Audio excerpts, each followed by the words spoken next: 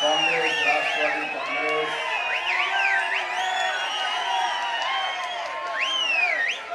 आणि मित्र पक्षाच्या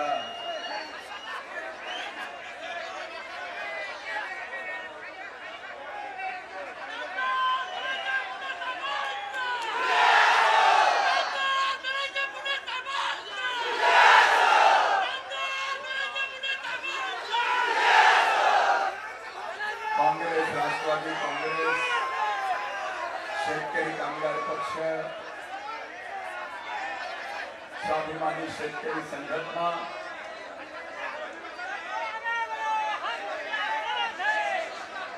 रिपाई कवारे गट, पीआरपी कवारे गट, रिपाई गवई गट, रिपाई ऐक्यवादी मानवी हक्क अभियान, सीपीआय, सीपीएम, मनसे, शिवसंग्राम, युवा स्वाभिमानी पक्ष या सर्व मित्र पक्षाचे उमेदवार म्हणून बजरंग बाप्पा सोनवणे यांच्या प्रचाराची समारोपाची सभा या परळीमध्ये होते। या सभेचे अध्यक्ष आदरणीय टीपी मुंडे सर, व्यासपीठावर उपस्थित आदरणीय एमटी नाना देशमुख, परळी नगरीच्या आपल्या नगराध्यक्षा आदरणीय सरोजनी काकू हंगे, व्यासपीठावर उपस्थित राष्ट्रवादी काँग्रेस पार्टीचे परळी विधानसभा मतदारसंघाचे अध्यक्ष गोविंदरावजी देशमुख, परळी तालुका राष्ट्रवादी काँग्रेस पार्टीचे अध्यक्ष माननीय लक्ष्मण तात्या पोळ, परळी तालुका काँग्रेसचे अध्यक्ष माननीय सूर्यकांतजी मुंडे, या ठिकाणी उपस्थित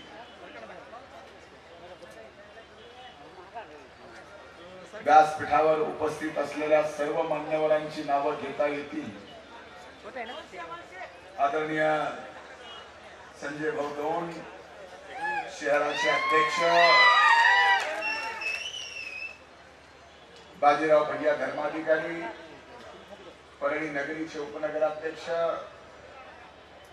अयूब भाई, जिल्हा परिषदेचे सदस्य अजयजी मुंडे, प्राध्यापक मधुकर आगावसर, कृषी उत्पन्न बाजार समितीचे सभापती ॲडव्होकेट गोविंदरावजी फड, उपसभापती माननीय विजयजी मुंडे, परळी पंचायत समितीचे सभापती माननीय मोहनरावजी सोलंकी, उपसभापती पिंटूजी मुंडे, व्यासपीठावर उपस्थित माजी नगराध्यक्ष दीपक नाना देशमुख, माजी नगराध्यक्ष जाबेर खा पठाण, व्यासपीठावर उपस्थित पंचायत समिती जिल्हा परिषदेचे सर्व मान्यवर, सर्व पक्षाचे इथं उपस्थित शेतकरी कामगार पक्षाचे आमचे सहकारी माननीय गुंडजी, मनसेचे जिल्ह्याचे प्रमुख माझे सहकारी मित्र सुमनजी धस, राजेंद्रजी मोटे, वैभवजी काकडे, व्यासपीठावर उपस्थित मित्र पक्षाचे सर्व सन्माननीय नेते, आज ज्यांनी राष्ट्रवादी काँग्रेस पार्टीत प्रवेश केला, ते स्वर्गीय मुंडे साहेबांचे, आमच्या स्वर्गीय अण्णांचे जुने सहकारी माननीय माणिकरावजी सांगभाई,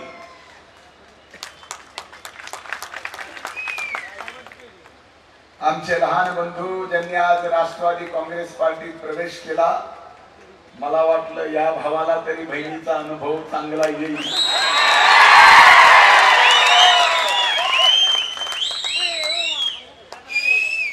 माननीय रामेश्वरजी मुंडे त्यांच्या सोबत राष्ट्रवादी काँग्रेस पार्टीत ज्यांनी प्रवेश केला ते सर्व त्यांचे सहकारी, आणि आज मराठवाडा ऊसतोड कामगार विकास मंडळाचे सचिव ॲडव्होकेट सोनेराव भीमराव सातबाई, धनंजय भीमराव सातबाई यांनी सुद्धा या ठिकाणी जाहीर प्रवेश केला. मी या सर्वांचं राष्ट्रवादी काँग्रेस पार्टीमध्ये मनापासून स्वागत करतो. आजच्या या सभेला उपस्थित परळी विधानसभा मतदारसंघातील मतदार बंधू भगिनींनो आणि इथं उपस्थित पत्रकार मित्रांनो,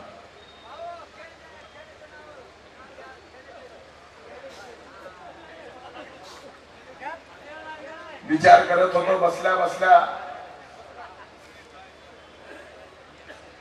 की आज दिल्लीवर बोलावं, मुंबईवर बोलावं का आपल्या आपल्या परळीवर बोलावं. आणि ज्या वेळेस मी नेमका तो विचार करत होतो त्याच वेळेस पाऊस चालू झाला आणि कुठेतरी नियतीनं मला इशारा दिला की बोलायचंच असेल तर आजच्या या समारोपाच्या सभेत या बीड जिल्ह्यावर बोलावं, आपल्या या परळी विधानसभा मतदारसंघावर बोलावं.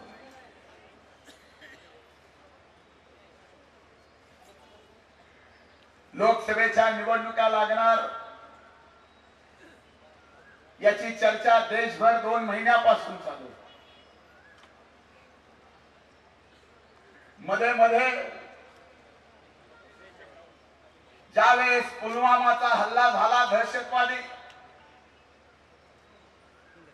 त्यानंतर देशाच्या हवाई दलाने जे एअर स्ट्राईक केलं, अशी चर्चा चालू झाली की लवकर निवडणुका होती. पण आपल्या बीड जिल्ह्यामध्ये मात्र लोकसभेचं वातावरण फार अगोदरच पेटवून ठेवलं. वर्तमानपत्रातून, सोशल मीडियावरून भारतीय जनता पार्टीकडनं एकच प्रचार चालू होता की बीडच्या खासदाराच्या विरोधात राष्ट्रवादी काँग्रेस पार्टीला उमेदवारच भेटणार. अनेक दिवस ही चर्चा चालू झाली आणि ज्या दिवशी मागच्या महिन्याच्या 15 तारखेला राष्ट्रवादी काँग्रेस पक्षाचे उमेदवार म्हणून बजरंग सोनवणेची उमेदवारी जाहीर झाली,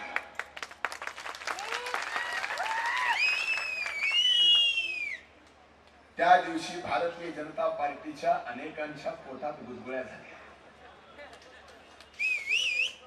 हे आणि बजरंग हे काय उमेदवार होऊ शकतो? जेव्हा या बीड जिल्ह्याच्या जनतेने बजरंग बाप्पा सोनवणेचा उमेदवारी अर्ज दाखल करण्यासाठी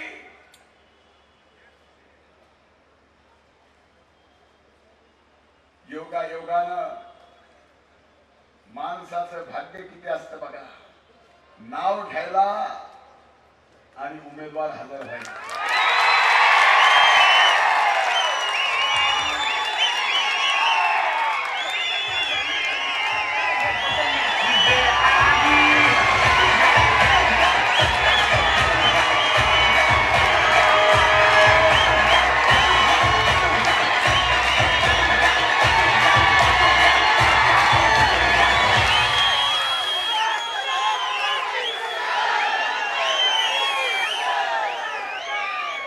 मी आता त्यामुळं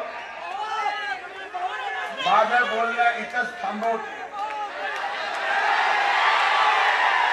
अरे ऐका तर खरं, अरे ऐकून तर घ्या. अरे आपल्या उमेदवाराला बोलावं लागेल ना, त्याच्यानंतर मी बोलतो. मला शब्द द्या की माझ्या नंतर बजरंग बाप्पा बोलणार आहे. एका नाही इकडे व्हायचं नाही. आता शांत.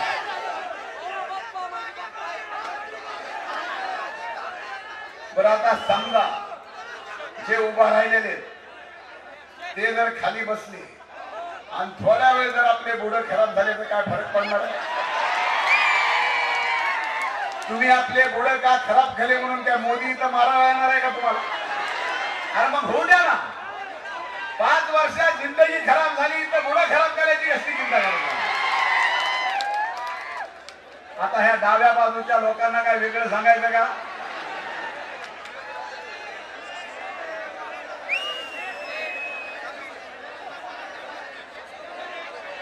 आता उजव्या भाषेतल्या उजव्या बाजूच्या लोकांना काय कन्नड मध्ये सांगू का?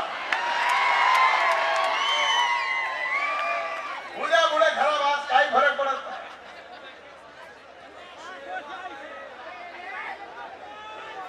आपल्याकडे पद्धत आहे. एखाद्याचं नाव घेतलं आणि तो व्यक्ती हजर झाला की आपण काय म्हणतो? काय म्हणतो? बजरंग बाप्पा तुम्ही गाडीतून उतरत असताना मी तुमचं नाव घेतो. त्यात तुम्ही आलात. तुम्ही शतायुषी तर व्हावंच, पण आज मी म्हणेल की 100 वर्ष आयुष्य तर तुम्हाला असावं, पण आज तुमचा विजय 100% झालेला आहे.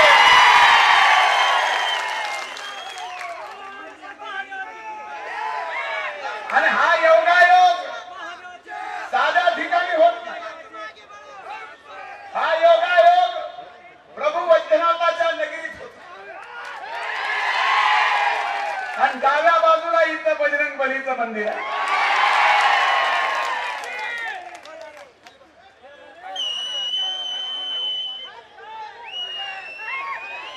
ज्या दिवशी बजरंग बाप्पा सोनवणेंचा उमेदवारी अर्ज दाखल केला, या बीड जिल्ह्याचे लाखो लोक उमेदवारी अर्ज दाखल करायला बीडला आले. आणि त्या लाख लोकांच्या साक्षीने ज्यावेळेस बजरंग बाप्पा सोनवणेचा उमेदवारी अर्ज दाखल केला, त्या क्षणाला भारतीय जनता पार्टीच्या पायाखालची वाळू सरकली. वारंवार भारतीय जनता पार्टीचे लोक म्हणत होते की अरे आमच्याकडे दबंग दबंग, मग आम्ही दाखविला आमच्याकडे बजरंग.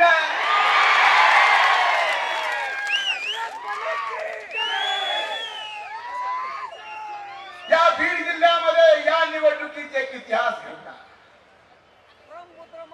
या अगोदर बीड जिल्ह्याने अनेक इतिहास घडवले,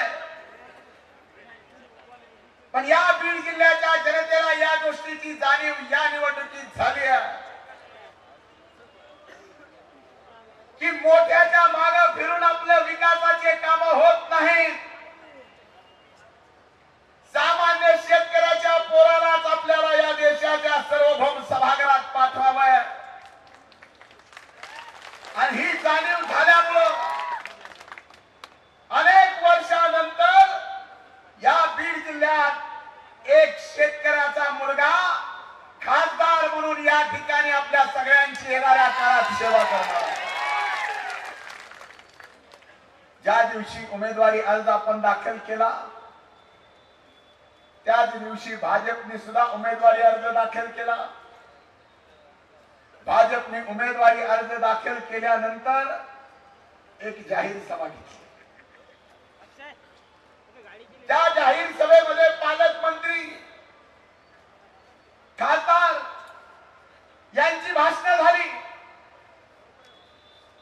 भाषणामध्ये मला वाटलं की स्वर्गीय मुंडे साहेबांचं निधन झाल्यानंतर या बीड जिल्ह्याच्या परळीच्या जनतेने ज्या आमच्या 2 बहिणीला भरभरून प्रेम दिलं, मतं दिली,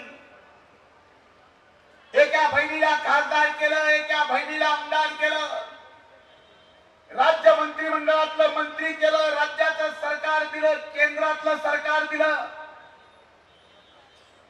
जिल्हा परिषद दिली, जिल्हा मध्यवर्ती बँक दिली, वैद्यनाथ कारखाना दिला,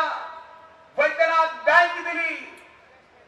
मला वाटलं की गल्लीपासून दिल्लीपर्यंतची सत्ता जर दोन बहिणीकडे दिली असेल तर या दोन बहिणी आपल्या गल्लीपासून दिल्लीपर्यंतच्या या सत्तेतून त्या जाहीर सभेमध्ये सांगतील की या बीड जिल्ह्यामध्ये आम्ही या पद्धतीची विकासाची कामं केली, आम्ही रेल्वे आली आहे म्हणून मत द्या म्हणतील, आम्ही ऊसतोड मजुरांची संख्या कमी केली आहे म्हणून मत द्या म्हणतील, आम्ही बीड जिल्हा मागासलेला होता त्याचा आता विकास केला म्हणून मत मागतील. या बीड जिल्ह्यामध्ये सिंचनाचे प्रकल्प केले म्हणून मत मागतील. पण असलं काही त्या सभेत ऐकायला मिळालं नाही. भाषणाची सुरुवातच जरी तरी कसली आमच्या बहिणीला भावाशिवाय दुसरं कोणच दिसत. भाषण केलं म्हणले राष्ट्रवादी काँग्रेस पार्टीला बहुतेक काही कळत नाही, धनंजय मुंडेला काही अक्कल नाही. म्हणले आमच्या खासदाराच्या विरोधात म्हणजे वाघिणीच्या विरोधात वाघिणीची शिकार करायला गुलेर दिला. बरोबर आहे का? कमाल आहे. अहो पंकजा ताई, तुम्हाला कशाचा गर्व, कशाचा घमंड? अरे सत्ता आज येते, सत्ता जाती आहे. सत्ता कधीच कुणाच्या घरात राहिलेली नाही. पण तुम्हाला एवढ्या गोष्टीचा घमंड आला की तुम्ही स्वतः मोठ्याच्या लेकी आहेत म्हणून स्वतःलाच वाघीण समजताय आणि बजरंग बाप्पा एक सामान्य शेतकऱ्याचा मुलगा आहे म्हणून त्याला तुम्ही गुलेर संबोधता, त्याला गुलेर म्हणता. हा शेतकऱ्याचा अपमान नाही, हा शेतकऱ्याच्या पोराचा अपमान नाही. अहो पंकजाताई, ही काय शिकार खेळायची चालू नाही. आपण काय कुठल्या जंगलात नाही, त्या इथं वाघिणीच्या शिकारीची शर्यत लागली आहे अशातला भाग नाही. अरे ही लोकसभेची निवडणूक आहे आणि या लोकसभेच्या निवडणुकीत तुम्ही एका शेतकऱ्याच्या लेकराला एवढ्या वाईट तऱ्हेने हिणवताय. यातूनच तुमचं शेतकऱ्याबद्दल किती प्रेम आहे हे लक्षात येतं. पण तुम्हाला असं वाटतं की वाघिणीची शिकार गोलरने कशी होईल? पण शिकारी जर निबार असला आणि त्याला नेमका ठेका शिकारीचा मारायचा माहित असला तर गोलरने सुद्धा वाघिणीची शिकार होते. आणि हे 23 मेला बीड जिल्ह्याची जनता या शेतकरी पुत्राच्या पाठीमागे आपला प्रतिसाद देऊन लोकशाहीतही शिकार करणार. एवढ्यावर आमच्या बहीणबाई थांबल्या नाही, आमच्यावर जरा जास्तच प्रेम आहे. ते म्हणले बजरंग बाप्पा सोनवण्याला काय उमेदवार केलं? अरे हिम्मतच होती तर धनंजय मुंडेंनी स्वतः लोकसभेला उभं राहायला पाहिजे. एक दिवस आणखीन फॉर्म भरायला राहिलाय, त्यांनी काम करावं, स्वतःच उमेदवार येऊ. पंकजाताई जरा थांबा ना, जरा दम काढा. 6 महिन्यांनी विधानसभेच्या निवडणुका येणार आहेत. तिथं आहेच ना मी. एवढी गडबड का? तुम्हाला वाटतं की तुम्ही तसं बांधल्यावरती लोकसभेला उभा राहील? अरे आमच्या बजरंग बाप्पानीच तुम्हाला पळता भई तुम्ही काय सांगता? म्हणून माझी आपल्याला या निवडणुकीच्या संदर्भामध्ये एवढीच विनंती आहे. गावागावात आमच्या दोन्ही बहिणी गेल्या, दोन्ही बहिणींनी बीड जिल्ह्याचा विकास काय केला, गावाचा विकास काय केला हे बोलल्या नाही. आपल्या परळी मतदारसंघात अनेक ठिकाणी गेल्या, सभा घेतल्या, सभेत म्हणल्या कोण कुठल्या जातीचा आले जरा उठा. अरे एका लोकप्रतिनिधीला कोण कुठल्या जातीचं आलंय हे कसं विचारावं? जर तुम्ही पालकमंत्री आहात तर तुम्ही बीड जिल्ह्यातल्या पालकमंत्री आहात. बीड जिल्ह्याच्या प्रत्येक जाती धर्मातल्या प्रत्येक व्यक्तीच्या तुम्ही पालकमंत्री आहात. जर तुम्ही खासदार आहात तर खासदार म्हणून तुम्ही बीड जिल्ह्यातल्या प्रत्येक जाती धर्मातल्या माणसाचे खासदार आहात. तुम्ही फक्त भाजपचे खासदार नाही, एका जातीचे नाही. पण आज तुम्हाला या निवडणुकीत कुठल्याच जातीवर विश्वास राहिला नाही आणि तुम्ही आम्हाला म्हणता की आम्ही जातीपातीचं राजकारण करतो. अरे जातीपातीचं राजकारण तुम्ही केलं, धर्माचं राजकारण तुम्ही केलं. अरे फार लांब जात नाही. भीमा कोरेगावची जी दंगल, भारतीय जनता पार्टीच्या या सरकारने पुरस्कृत केलेली दंगल, जी मनोहर भिडेंनी आणि एक भोटेनी घडवलेली दंगल, कुठल्या दोन समाजात तुम्हाला एक निवडणुकीच्या अगोदर निर्माण करायचा होता? जातीवाद तुम्ही करता, धर्मवाद तुम्ही करता आणि आम्हाला इथं जातीवाद चालला म्हणता. अरे जात पात धर्म हे मत देताना नसतं.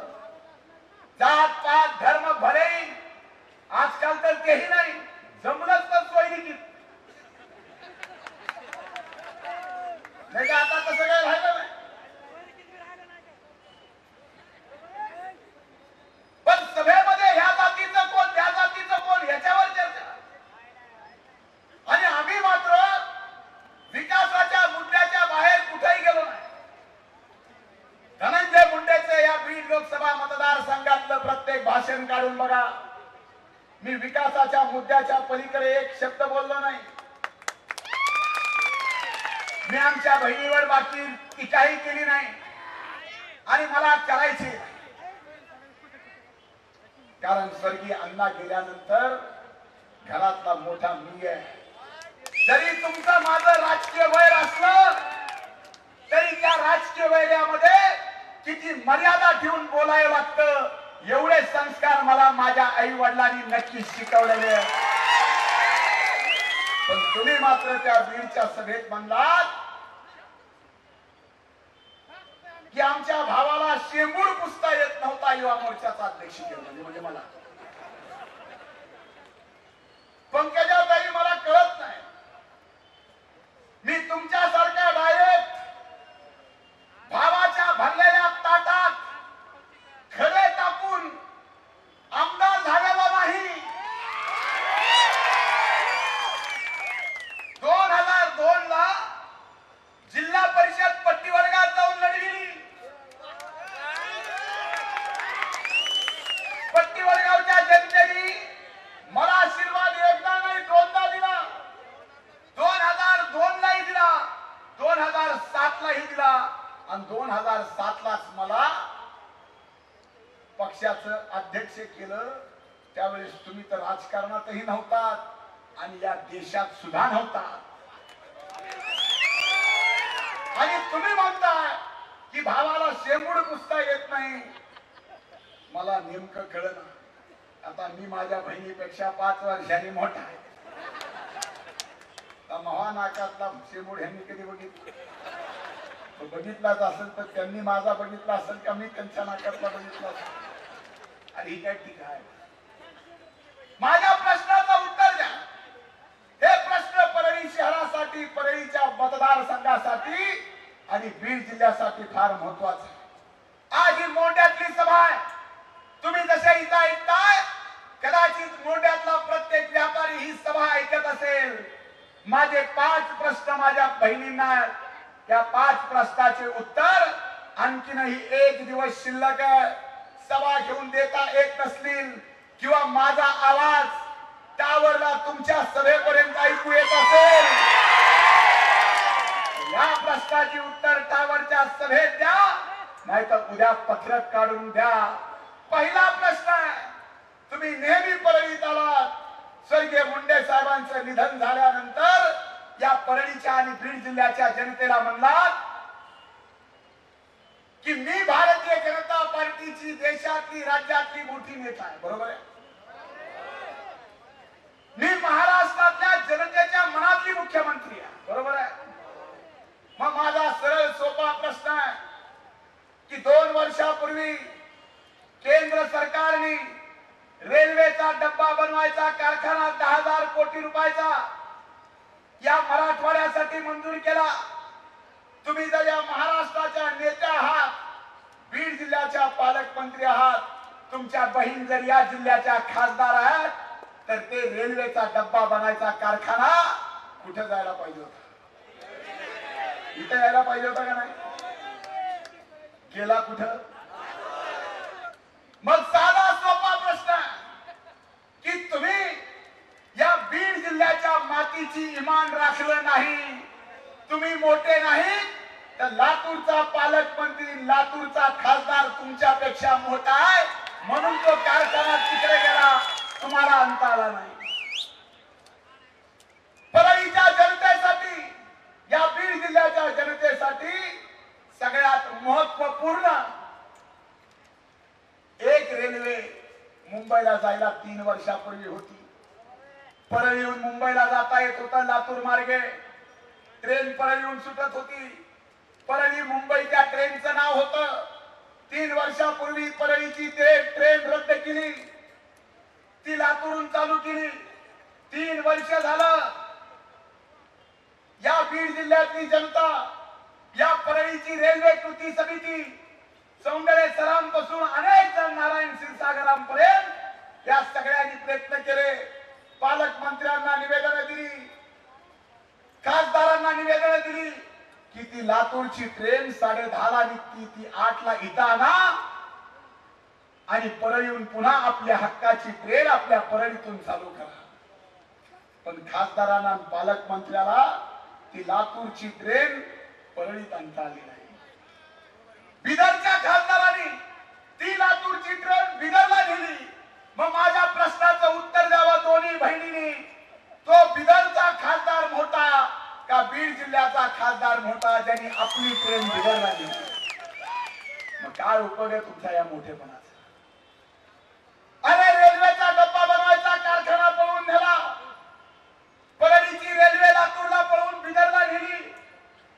अरे एवढंच नाही, ज्या परळी वैद्यनाथाच्या भूमीत आपण आहोत, या परळी वैद्यनाथाचं नाव देशामध्ये 12 ज्योतिर्लिंगापैकी एक म्हणून ओळखलं जातं.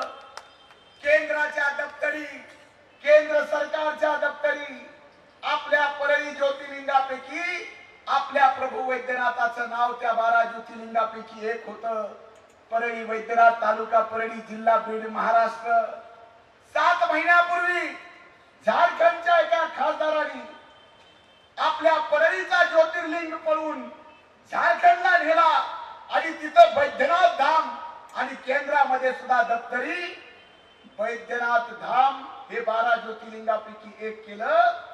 मग झारखंडचा खासदार मोठा का आपल्या बीड जिल्ह्याचा खासदार मोठा? सांगा. अरे तुम्ही या परळीच्या मातीशी इमान राखलं नाही ते नाही, आम्ही समजू शकतो, पण प्रभू वैद्यनाथाशी सुद्धा तुम्ही इमान राखलं नाही. आमचं ज्योतिर्लिंग पळून गेलं, त्यावेळेस या दोन्ही बहिणी झोपल्या होत्या का? या प्रश्नाचं उत्तर आम्हाला पाहिजे.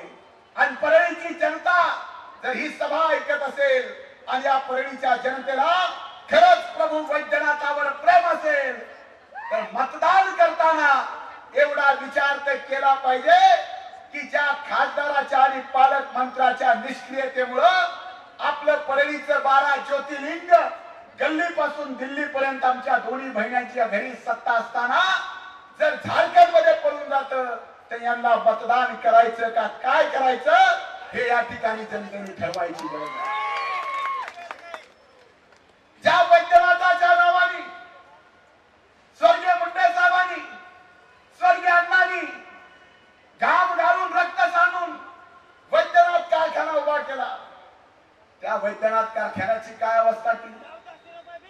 वारसा हक्कानी कारखाना तुम्हाला मिळाला. 4.5 वर्षापूर्वी आम्ही कारखान्याची निवडणूक लढवली. त्यावेळेस सभासद शेतकऱ्यांना हात जोडून म्हणत होतो, पाया पडून म्हणत होतो, बाबांनो ऐका रे, यांच्या हातात नका कारखाना देऊ, त्यांना कारखाना चालवायचं नाही कळत. त्यावेळेस आमच्या ताई साहेबांनी भाषण केले. म्हणले बघा आमचा भाऊ किती मागा लागलाय. ते म्हणले आता वैद्यनाथ कारखानाही पळवून न्यायलाय, ज्या कारखान्यात स्वर्गीय मुंडे साहेबांचा आत्मा आहे. लोक म्हणले अरे याच्या ताब्यात देऊ नये. आम्हाला पाडलं, कारखाना वारसा हक्काने तुम्ही त्यांच्या ताब्यात दिला. अरे आज त्या वैद्यनाथ कारखान्यावर 650 कोटी रुपयाचं कर्ज कुणी केलं याचं उत्तर तुम्हाला द्यावं लागेल. मागच्या वर्षी ज्या शेतकऱ्याने ऊस घातला त्या शेतकऱ्यांचा एफआरपी प्रमाण पेमेंट आजही वैद्यनाथ कारखान्याने दिलं नाही. आणि या वर्षी निसर्ग कोपला, शेतकऱ्याचा ऊस पाऊस पडला नाही म्हणून शेतात वाळा लागला, कारखाना उशिरा चालू केला. आणि ज्या वेळेस शेतकऱ्याला वाटलं की आपला वैद्यनाथ कारखाना पावेल, आपला ऊस जाईल, त्यावेळेस या वैद्यनाथ कारखान्याच्या माध्यमातून पंकजा मुंडेंनी राजकारण केलं आणि गावागावातल्या याद्या केल्या की कोण कुठल्या पक्षाचा शेतकरी आहे. अरे ज्या वेळेस निसर्ग कोपतो आणि ज्या वेळेस तुमच्याकडे पद असतं त्यावेळेस तुम्हाला राजकारणाची भूमिका घेऊन जमत नसतं. तुम्ही राजकारण केलं, उस न्यायला वेळ लावला, काही जणांचे उस नेले नाही. काही ठिकाणी आपण बाप्पांना आग्रह केला, बजरंग बाप्पाच्या कारखान्यात आपल्या भागातला ऊस गेला. बजरंग बाप्पा आपल्याला या ठिकाणी संकटाच्या काळात धावून आले, प्रकाश दादा आले. बरं झालं ज्यांचा बजरंग बाप्पाच्या कारखान्यात ऊस गेला, ज्यांचा माजलगावला गेला त्यांचे पैसे तर मिळाले. आणि ज्यांचा वैद्यनाथला गेला त्यांनी काय 1400 ह्या असलंच पाहिजे तुम्हाला. अरे या कारखान्यावर आज ज्या सरकारमध्ये आमच्या बहिणबाई मंत्री आहेत त्याच सरकारने मागच्या वर्षीचं एफआरपी दिलं नाही आणि या वर्षीचं शेतकऱ्याचं पेमेंट केलं नाही म्हणून त्या वैद्यनाथ कारखान्यावर जप्ती आणली. आता मला सांगा, ज्या वैद्यनाथ कारखान्यात स्वर्गीय मुंडे साहेबांचा आत्मा आहे त्या आत्म्यावर जर यांच्याच सरकारने या मंत्री असताना जप्ती येत असेल तर काय म्हणून तुम्ही स्वर्गीय मुंडे साहेबांचा वारसा चालवताय याचं उत्तर जरा या परळीच्या सभेमध्ये आमचं द्या. या प्रश्नाचं उत्तर द्यावं लागेल. अरे तुम्ही 10 वर्ष झालं खासदारात, आमदारात, 5 वर्ष झालं तुम्ही पालकमंत्री आहात, दिल्लीपासून दिल्लीपर्यंतची तुमची सत्ता. मला या परळीमध्ये विचारायचं, सोलापूरहून धुळ्याला गेलेला रोड त्याचं क्रेडिट आमच्या बहीणबाई घ्यायला. तो माजलगाव कडला धारूर केज मार्गे कुठे निघाला तो रस्ता सांगोल्याला. आता फक्त ते बीड मधून चाललाय म्हणून बीडचा क्रेडिट ते घेतात. अहो पंकजाताई, तुम्ही पालकमंत्री, तुमच्या बहीण खासदार, तुमचे मुख्यमंत्री जवळची, तुम्हाला मोदी रोजच बोलतात म्हणे, गडकरी तुमच्या फार जवळची. मग मला एका प्रश्नाचं उत्तर द्या. आजही परळीपासून अंबाजोगाई पर्यंतचा 24 किलोमीटरचा रस्ता तुम्ही करू शकला नाही, तुम्हाला काय म्हणून मत द्यावं?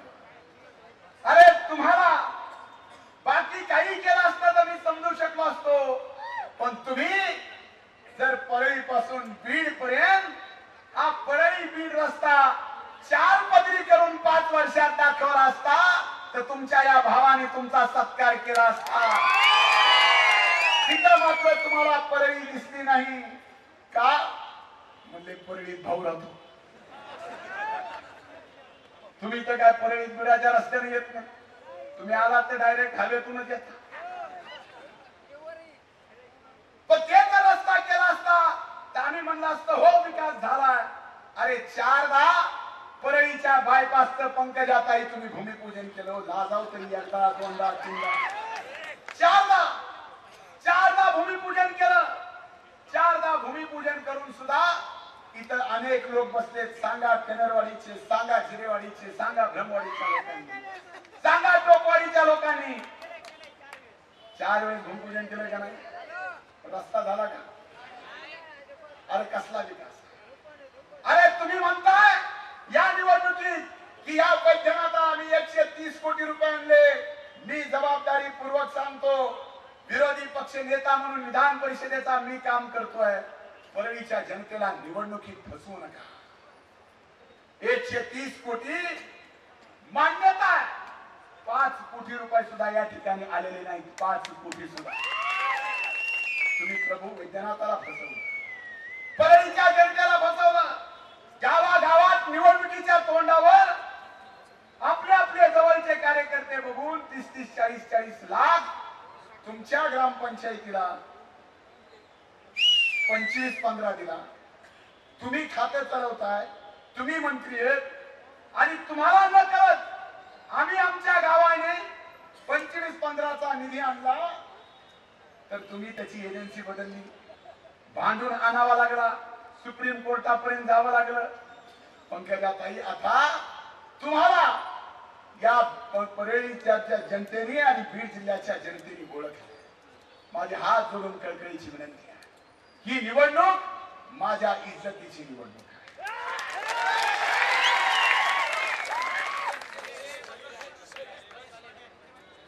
ही निवडणूक माझ्या इज्जतीची निवडणूक. अरे आजपर्यंत आमच्या बहिणीला काही आणता आलं नाही. लेख म्हणून गावागावात गेल्या, लेकीला पदरात घ्या, लेकीला पदरात घ्या, लेकीला पदरात घ्या म्हणल्या. अरे गेली 10 वर्ष झाला आमदारकीला तुम्ही लेकीला पदरात घेताय. मागच्या 5 वर्षापासून दुसऱ्या लेकीला तुम्ही खासदार म्हणून पदरात घेताय. अरे एकदा या लेकाला पदरात घेऊन बघा. अरे या 5 वर्षात या परळीचं नाव औरंगाबादच्या पुढे नाही नेलं तर नाव धनंजय पंडितराव मुंडे सांगा. विश्वास या 5 वर्षाच्या काळात आमच्या बहिणीला दिल्लीपासून दिल्लीपर्यंत सत्ता असताना एकही उद्योग आणता आला नाही, एकही उद्योग. पण माझ्यासारखा एक पक्का माणूस 80 मेगावॉटचा प्रकल्प सापोर्टी बालुंजीचा, सायरस मिस्त्रीचा प्रकल्प 500 कोटी रुपयाची गुंतवणूक या ठिकाणी आम्ही परळीत आणली. आज परळी मार्केट कमिटी टोकवाडीमध्ये काम चालू आहे. अरे सगळ्या महाराष्ट्राने बघायला यावं अशी मार्केट कमिटी आम्ही या ठिकाणी टोकवाडीला ब्रह्मवाडीच्या शिवारामध्ये आपल्या परळीची होणार आहे. अरे आज परळीची एक संस्था आम्ही चालवतोय, मार्केट कमिटी. ज्या मार्केट कमिटीचा आज स्वतःचं डिपॉझिट शेतकऱ्याच्या नावाने 4 कोटी रुपये संस्था चालवावी तर अशी, नाहीतर वैद्यनाथ कारखाना झाला ना कल्याण. म्हणून या निवडणुकीत माझे हात जोडून कळकळीची विनंती आहे, जात पात धर्म बघू नका.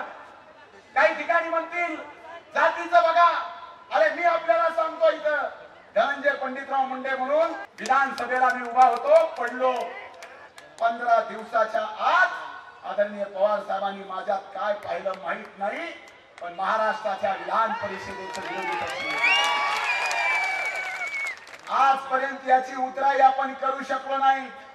आज पवार साहेबांच्या दृष्टीनं लोकसभेची निवडणूक त्यांच्या दृष्टीनं सगळ्यात महत्वाची असते. म्हणून मी जर 4.5 वर्षात या विरोधी पक्ष नेते पदामुळे सर्वसामान्य माणसाच्या प्रश्नासाठी भांडलो असेल, संघर्ष केला असेल, सरकारशी 2 हात केले असतील, सरकारला सळो की पळो करून जर सोडला असेल आणि त्याच्यामुळं आपल्या या परळीची इज्जत महाराष्ट्रात वाढली असेल, तर या ठिकाणी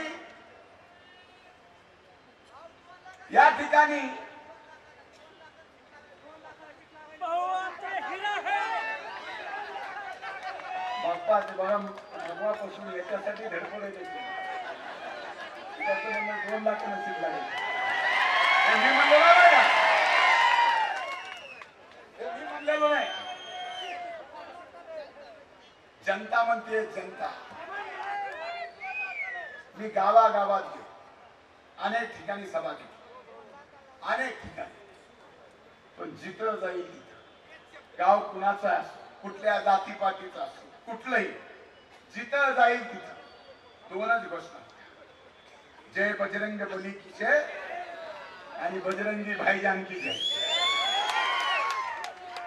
मी असली निवडणूकच पाहिजे. या जिल्ह्यातल्या जनतेने ही निवडणूक डोक्यावर घेतली. म्हणून मला आपल्याला सांगायचं की ज्या वेळेस मला विरोधी पक्ष नेते पद दिलं त्यावेळेस आदरणीय पवार साहेबांनी मी कुठल्या जातीचा बघितला नाही.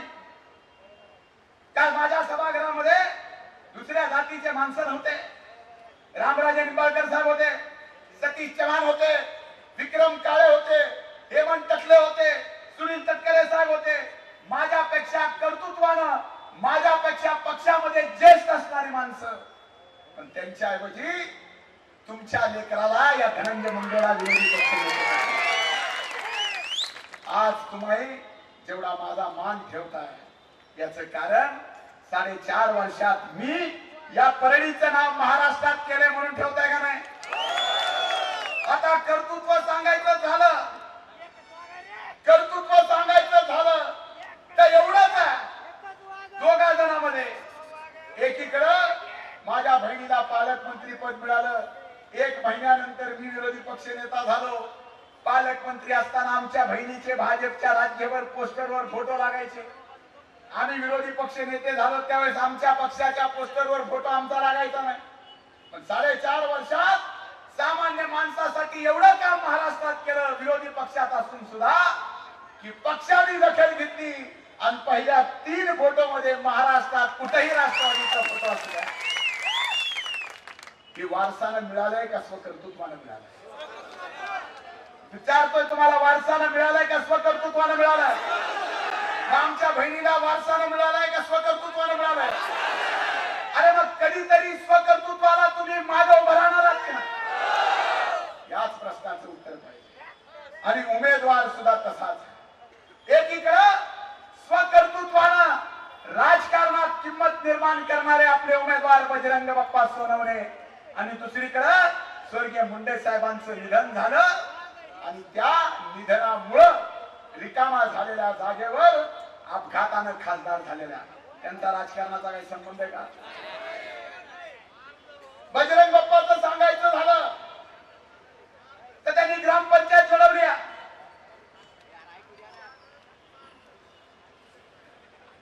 उपसरपंच, सरपंच, पंचायत समिती सदस्य, जिल्हा परिषद सदस्य एवढंच नाही तर 2 वेळेस जिल्हा अध्यक्ष, आता लोकसभेचे उमेदवार म्हणून उभे. आणि हे सगळं करत असताना स्वतःच्या कर्तृत्वावर येडेश्वरी शुगर कारखाना उभा केला. महाराष्ट्रात बीड जिल्ह्यात सर्वाधिक भाव देणारा कारखाना जर कुठला असेल तर तो आपल्या बजरंग बाप्पा सोनवणे. आणि दुसरीकडे खासदारांचं काही कर्तृत्व आहे का. अरे परळीच्या म्हणून तरी परळीच्या प्रत्येक गावात जाऊन त्यांनी मत मागितलंय का. आल्या कधी तुमच्या सुखात दुःखात, कधी आडीनडीला. मग काय ह्यांचं मोठेपण काय फक्त चाटायचं, फक्त मोठ्याच्या लिखीत म्हणून मत द्यायचं, यांचं कर्तृत्व काय बघायचं नाही. अरे आजही सांगतो या दोघात फरक काय. एकीकडे आमच्या बहिणीला आजही स्वर्गीय मुंडे साहेबांची कन्या म्हणून ओळखलं जातं, मला स्वर्गीय अण्णांचा मुलगा म्हणून ओळखलं जातं. पण बजरंग बाप्पा सोनवणेचे वडील ज्यावेळेस केजच्या रस्त्यावर निघतात त्यावेळेस केजचे लोक म्हणतात की बघा बजरंग बाप्पा सोनवणेचे वडील चालले. मुलाच्या कर्तृत्वावर वडिलांची ओळख निर्माण केली, याला म्हणतात कर्तृत्ववान पुत्र. आणि हा शेतकऱ्याच्या पुत्राला आपल्याला देशाच्या खासदार म्हणून आपल्याला देशाच्या सार्वभौम सभागृहात पाठवायचं. एवढंच नाही, कुणीतरी म्हणलं आता स्वर्गीय मुंडे साहेबांचं निधन झाल्या मारलं म्हणून. आम्ही मागणी केली, काय चुकलो. जर परदेशातून एक व्यक्ती पत्रकार परिषद घेऊन सांगतोय की स्वर्गीय मुंडे साहेबांची हत्या झाली, त्याच्यानंतर राष्ट्रवादी काँग्रेस पार्टीचे अध्यक्ष जयंत पाटलांनी आणि आम्ही मागणी केली की याची कडून चौकशी झाली पाहिजे, तर आम्ही काही चूक केली का. तुमच्या आमच्या सगळ्यांचं असं वाटत नाही का की या प्रकरणामध्ये चौकशी झाली पाहिजे. वाटत मग का आमच्या पंकजाताई आणि तुम्ही तर वारस चालवता ना. स्वर्गीय मुंडे साहेबांचा वारसा चालवता, हा वारसा. म्हणून माझी आपल्याला हात जोडून कळकळीची विनंती आहे, ही निवडणूक माझ्या इज्जतीची निवडणूक आहे. आदरणीय टीपी सरांच्या इज्जतीची निवडणूक आहे, संजय भाऊच्या इज्जतीची निवडणूक आहे. इथं उपस्थित प्रत्येक नगरसेवकांच्या इज्जतीची निवडणूक आहे, जिल्हा परिषद सदस्याची निवडणूक आहे, ग्रामपंचायत सरपंच आले असतील त्यांच्या सुद्धा इज्जतीची निवडणूक आहे. जर मला या ठिकाणी माझ्या कर्तृत्वानं तुमच्या सगळ्याच्या आशीर्वादानं जर मी या ठिकाणी आपल्या सगळ्याला वाटतं की परळीचं नाव महाराष्ट्रात केलंय, तर उद्या महाराष्ट्रात परिवर्तन घडवायचं आहे. महाराष्ट्रभर मला उद्या महाराष्ट्राच्या जनतेला मत मागायला जायचंय. ते मत मागताना जर या मतदारसंघात मत कमी मिळाली बजरंग बाप्पाला, तर मी काय तोंड घेऊन महाराष्ट्रात जाऊ याचा विचार करा. म्हणून आपली इज्जत आता आपल्या हातात आहे. उद्या माझी इज्जत जाणार नाही, माझ्यासोबत आपल्या सगळ्याची इज्जत जाणार आहे, हे लक्षात ठेवा. त्याच्यामुळे जात पात काही बघू नका. अरे मागच्या 10 वर्ष तुम्ही लिखीला दिले, 5 वर्ष लेखाच्या शब्दावर विश्वास टाका आणि बजरंग बाप्पा सोनवणेंना या बीड जिल्ह्यातून सर्वाधिक मताची लीड ही परळी विधानसभा मतदारसंघातून पाहिजे. बरं आपल्याला बरं आहे ना, विधानसभेच्या अगोदरच आपल्याला लोकसभेतच निकाल देता येतो का नाही? मग कशाला विधानसभेची वाट बघायची? आताच माझी तर सांगणं सगळ्याला, भले विधानसभेच्या निवडणुकीत मला 4 मतं कमी पडले तरी चालेल, मी भले विधानसभेत उद्या पडलो तरी चालेल, पण मला परळी विधानसभा मतदारसंघामध्ये आपल्याला कसल्याही परिस्थितीत बजरंग बाप्पाला लीड द्यायची, एवढं सगळ्यांनी लक्षात ठेवा. आपल्या गावागावात जावा, गाव सोडू नका, 2 दिवस गाव सांभाळा. एक मत आपल्याला महत्वाचं आहे. ग्रामपंचायत ज्या जिद्दीने लढलो, पंचायत समिती ज्या जिद्दीने लढलो, जिल्हा परिषद ज्या जिद्दीने लढलो, प्रभागाची निवडणूक नगरसेवक म्हणून ज्या जिद्दीने लढलो, तेवढ्याच जिद्दीने आपल्याला या ठिकाणी ही लोकसभेची निवडणुकीमध्ये राष्ट्रवादी काँग्रेस मित्र पक्षाचे उमेदवार बजरंग सोनवणे यांना मतदान घ्यायचंय. आपण शब्द दिला की माझ्या नंतर बजरंग बाप्पा बोलणार आहेत, आपल्यापैकी कोणीही जाणार नाही हा शब्द तुम्ही मला दिलेला. म्हणून माझी आपल्याला विनंती आहे, माझ्या नंतर बाप्पा बोलणार आहे. 18 तारखेला मतदान आहे. पहिल्या मशीनवर दुसऱ्या क्रमांकाचं बजरंग बाप्पाचं नाव आहे. मशीन ठेवताना सुद्धा पहिली मशीन राष्ट्रीय पक्षाची, दुसरी मग अपक्ष विपक्षाचे पैसे देऊन मत खाण्यासाठी मराठा समाजाचे काही उभे केलेत, मुस्लिम समाजाचे काही उभे केलेत, बजरंग सोनवणे नावाचा सुद्धा उभा केला. म्हणून माझी आपल्या सगळ्याला विनंती आहे की 18 तारखेला घड्याळच्या समोरचं बटन दाबून बजरंग बाप्पाला या देशाच्या सार्वभौम सभागृहात पाठवा. या शेतकऱ्याच्या पुत्राला न्याय द्या. मी आदरणीय बजरंग बाप्पाला विनंती करतो की या समारोपाच्या सभेला आपण संबोधित करावं.